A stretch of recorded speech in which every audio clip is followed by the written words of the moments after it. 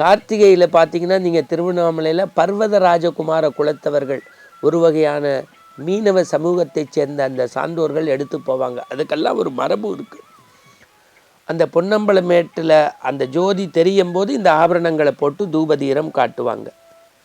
நிறைய பேர் கேட்குறாங்க, எரிமேலியில் ஏன் சார் கலர் கலராக பொடி வச்சு பேட்டை துள்ளுறாங்க அப்படின்னா, அது ஒரு வெற்றியின் அடையாளம், வீரத்தை கொண்டாடும் விதம். என்னென்னா, மகிஷமுகியை ஐயப்ப சுவாமிகள் வதம் செய்து மகிஷமுகியை சம்ஹாரம் செய்து சிவகணங்களை புலிகளாக மாற்றி புலிப்பாலோடு வருவதற்கு ஆயத்தமான இடம்தான் அந்த எரிமேலி. அதனால்தான் எல்லோரும் மகிழ்ந்து கொண்டாடும் விதமாக அந்த ஏற்பாடு.